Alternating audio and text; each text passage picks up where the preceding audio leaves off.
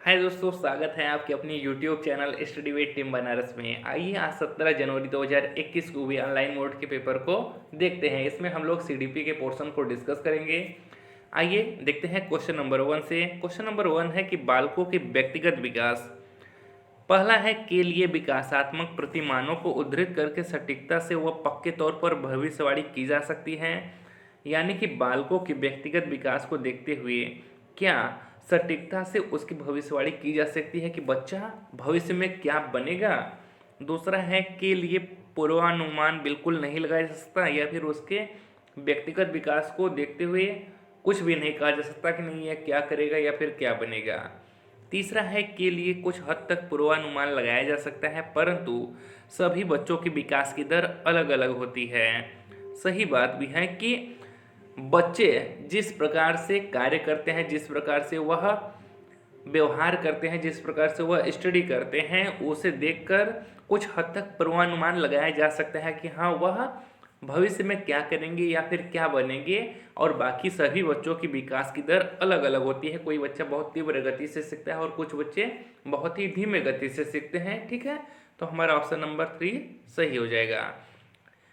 चौथा है कि अव्यवस्थित व असतत होता है, जी नहीं, विकास व्यवस्थित और सतत होता है। यह लाइफ टाइम चलने वाली प्रक्रिया होती है, गर्भ से लेके कब्र तक चलती है, यानी कि जीवन पर्यंत चलने वाली क्रिया होती है।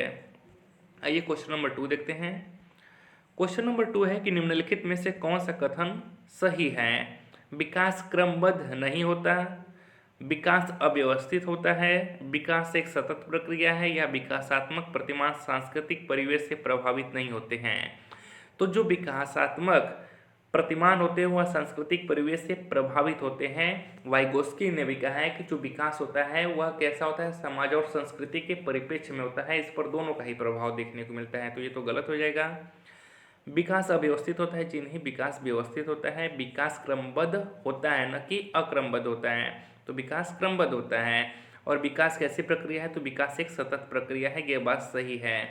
विकास गर्भ से लेकर कब्र तक चलती है, जब तक बच्चा बढ़ता रहता है पूरे लाइफ तक उसका विकास होता रहता है, जब तक कि वह कब्र तक ना पहुंच जाए। यानी कि यह गर्भ से लेकर कब्र तक लाइफ टाइम जीवन पर्यंत चलने वाली प्रक्रिया होती है।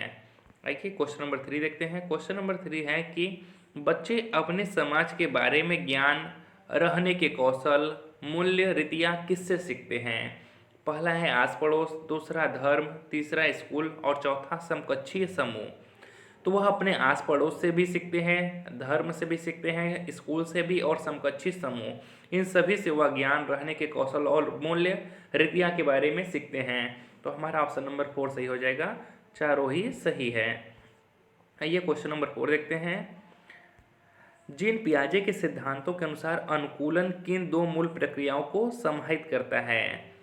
तो जहाँ पे भी जीन पियाजे की थ्योरी की बात है, तो जीन पियाजे ने दो अनुकूलन की बात की है, एक समायोजन और दूसरा समावेशन। इसी को आत्मसातीकरण भी कहते हैं। तो जो समावेशन होता है, इसमें क्या होता है, बच्चा अपने स्कीमा में केवल कोई नई चीज़ ऐड कर लेता है। ठीक है, जब बच्चा अपने स्कीमा में केवल कोई चीज़ ऐड कर लेता है तो उसे समावेशन कहते हैं, इसी को इंग्लिश में एसिमिलेशन कहते हैं। किंतु जब वह अपने वर्तमान स्कीमा में किसी भी प्रकार का कोई चेंज करता है, संशोधन करता है, तो उसे समायोजन कहते हैं, या फिर इंग्लिश में एकोमोडेशन कहते हैं। तो हमारा ऑप्शन नंबर 1 सही हो जाएगा। आइए क्वेश्चन नंबर 5 देखते हैं। क्वेश्चन नंबर 5 है कि जीन पियाजे के संज्ञानात्मक विकास के किस स्तर पर बच्चे लंबाई व भार जैसे गुणात्मक आधारों पर वस्तुओं को व्यवस्थित कर पाते हैं। यानी कि बच्चे वस्तुओं के गुणों का पहचान कर लेते हैं और उस आधार पर उनका क्लासिफिकेशन कर लेते हैं, उन्हें अलग अलग कर लेते हैं कि इस वस्तु का गुण यह है या इस वस्तु का भार यह है, तो उसे अलग अलग समूह में रख लेते हैं। परंतु अमूर्त संरचनाओं की संक्रियात्मकता में कठिनाई महसूस करते हैं, किंतु अभी भी क्या करते हैं, वह अब एब्स्ट्रैक्ट थिंकिंग नहीं कर पाते हैं। यानी कि बिना देखे किसी चीज़ के बारे में वह इमेजिनेशन या फिर कुछ सोच नहीं पाते हैं। ठीक है, तो यह किसमें होता है, संवेदी चालक, पूर्व संक्रियात्मक, मूर्त संक्रियात्मक या फिर अमूर्त संक्रियात्मक। तो जहाँ पर भी वर्गीकरण की बात करें या फिर क्रमबद्ध करने की बात करें, आरोही अवरोही क्रम में रखने की बात करें, तो वहाँ पर मूर्त संक्रियात्मक होता है। और मूर्त संक्रियात्मक में जो बच्चा होता है वो 7 से 11 वर्ष का होता है। इस एज में बच्चा क्या करता है, वस्तुओं को देखकर, उन्हें टच करके, फील करके भी उसके बारे में चिंतन कर सकता है। ठीक है। जीन पियाजे ने संज्ञानात्मक विकास के 4 अवस्थाओं को बताया है, जिसमें पहला संवेदी चालक, जिसमें बच्चा कितना होता है, जन्म से 2 वर्ष, फिर पूर्व संक्रियात्मक 2 से 7 वर्ष, फिर मूर्त संक्रियात्मक 7 से 11 और फिर अमूर्त संक्रियात्मक 11 से 14 वर्ष का होता है। आइए क्वेश्चन नंबर 6 देखते हैं। क्वेश्चन नंबर 6 है कि लेव वाइगोस्की के सिद्धांतों के अनुसार व्यक्तिगत वाक, यानी कि जो वाइगोस्की इन्होंने प्राइवेट स्पीच की बात की है, वो क्या होता है, बच्चे को अपनी सोच विनियमित करने में मदद करता है, या बच्चे की सोच में रुकावट पैदा करता है, या बच्चे की आत्म केंद्रीयता दर्शाता है, या बच्चे को चुनौतीपूर्ण कार्य दिए जाने पर घटता जाता है। तो लेव वाइगोस्की ने 3 प्रकार की वाक की बात की है, एक सोशल स्पीच, एक प्राइवेट स्पीच, एक इनर प्राइवेट स्पीच। जिसमें सोशल स्पीच में बच्चा जन्म से 2 वर्ष तक करता है और 3 से लेकर 6 वर्ष तक वह प्राइवेट स्पीच करता है। प्राइवेट स्पीच में बच्चा क्या करता है, खुद से ही बातें करता है और खुद को दिशा निर्देश देता है, यानी कि अपनी सोच में विनियमित करने में वह मदद करता है। ऑप्शन नंबर 1 सही हो जाएगा। और यहाँ पर आत्म केंद्रीयता दर्शाता है, यह किसने कहा है, यह जीन पियाजे ने कहा है। इन्होंने अहम केंद्रिता कहा है कि बच्चा अगर खुद से बात करता है तो वह अहम केंद्रिता होता है, आत्म केंद्रिता दर्शाता है। जबकि वाइगोस्की ने कहा है कि बच्चे क्या करते हैं, अपनी सोच विनियमित करने में मदद करता है, या फिर अपने आप को गाइड करते हैं, अपने आप को निर्देशित करते हैं। आइए क्वेश्चन नंबर 7 देखते हैं। क्वेश्चन नंबर 7 है, लेव वाइगोस्की के अनुसार शिक्षक बच्चों के अधिगम में किस प्रकार मदद कर सकते हैं। सीटेट में वाइगोस्की और पियाजे फेवरेट टॉपिक है, इससे 4 से 5 क्वेश्चन तो जरूर ही देखने को मिल जाते हैं। पहला है उपयुक्त इनाम देकर, दूसरा सख्त सजा देकर, या तीसरा मदद की मात्रा व स्वरूप में बदलाव करके, या चौथा उन्हें ब्लैक बोर्ड से सारे उत्तर नकल करवा करते हैं। वाइगोस्की की बात आ जाए तो वाइगोस्की ने ही सामाजिक सांस्कृतिक सिद्धांत दिया है कि बच्चा समाज से सीखता है, समाज से न्यून क्रिया करके सीखता है, संस्कृति के परिप्रेक्ष्य में सीखता है। ठीक है। और बच्चा कैसे सीखता है, सहयोग करके सीखता है, कोऑपरेटिव लर्निंग द्वारा सीखता है। तो बच्चा मदद की मात्रा व स्वरूप में बदलाव करके सीखेगा। ठीक है। आइए क्वेश्चन नंबर 8 देखते हैं। क्वेश्चन नंबर 8 है कि पूजा अपनी दोस्त को कहती है कि हमें कक्षा के नियमों का पालन करना चाहिए, वरना शिक्षिका हमें बाहर खेलने की अनुमति नहीं देंगी। पूजा लॉरेंस कोहलबर्ग के नैतिक विकास के किस चरण में है। पूजा क्या कर रही है, अपने दोस्तों से कहती है कि हमें क्या करना चाहिए, रूल को फॉलो करना चाहिए। किस लिए, नहीं तो शिक्षिका उन्हें क्लास से बाहर निकाल देंगी, उन्हें एक प्रकार से दंडित कर देंगी। तो बच्चा यहाँ पर आज्ञा पालन और दंड अभिविन्यास की बात कर रहे हैं। तो यह किसकी बात कर रहे हैं, आज्ञा पालन एवं दंड अभिविन्यास की। आइए क्वेश्चन नंबर 9 देखते हैं। क्वेश्चन नंबर 9 है कि हावर्ड गार्डनर के अनुसार निम्नलिखित में से कौन सा कथन सही नहीं है। पहला है बुद्धिमत्ता एक स्थिर तथा स्थायी विशिष्टता है।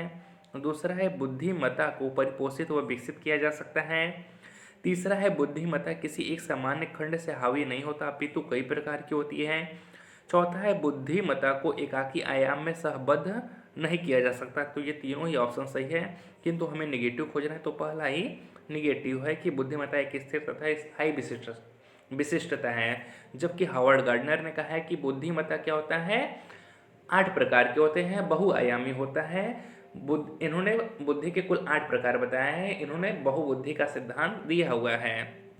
आइए क्वेश्चन नंबर 9 देखते हैं। क्वेश्चन नंबर 10, एक बाल केंद्रित शिक्षा में शिक्षिका की कोई भूमिका नहीं होती, शिक्षिका की सक्रिय भूमिका होती है तथा विद्यार्थी निष्क्रिय होते हैं। तीसरा है विद्यार्थियों की सक्रिय भूमिका होती है तथा शिक्षिका निष्क्रिय होती है। चौथा है शिक्षिका व विद्यार्थियों दोनों की सक्रिय भूमिका होती है। तो जब भी बाल केंद्रित शिक्षा की बात करें उसमें बच्चा हमेशा एक्टिव होना चाहिए, उसके साथ साथ टीचर भी एक्टिव होना चाहिए। इसमें बच्चों को केंद्र में रखा जाता है और जो टीचर होते हैं वह फैसिलिटेटर होते हैं, सुविधादाता होते हैं। तो हमारा ऑप्शन नंबर 4 सही होगा कि शिक्षिका व विद्यार्थी दोनों ही सक्रिय भूमिका निभाते हैं। क्वेश्चन नंबर 11 है। क्वेश्चन नंबर 11 है कि एक कथन दिया हुआ है, उसके साथ एक तर्क दिया हुआ है। कथन यह है कि कक्षाओं में लड़के गणित व विज्ञान में लड़कियों से कहीं बेहतर प्रदर्शन करने की क्षमता रखते हैं। रीजन दिया है कि लड़कों में लड़कियों की अपेक्षा गणितीय तर्क व वैज्ञानिक अक्षमताएं सहज रूप से मौजूद होती हैं। तो दोनों ही गलत है। आप भेदभाव नहीं कर सकते हैं कि लड़के गणित में व विज्ञान में लड़कियों से कहीं अधिक बेहतर प्रदर्शन कर सकते हैं, जबकि दोनों में ही समान क्षमता होता है। दोनों ही अच्छा प्रदर्शन करेंगे जो अच्छा करेगा। लड़कों में लड़कियों की अपेक्षा गणितीय तर्क व वैज्ञानिक क्षमताएं सहज रूप से मौजूद होता है, ऐसा भी कहीं पर बात नहीं किया गया है। तो आपका दोनों ही गलत है, ए और आर दोनों ही गलत हैं। ऑप्शन नंबर 4 सही हो जाएगा।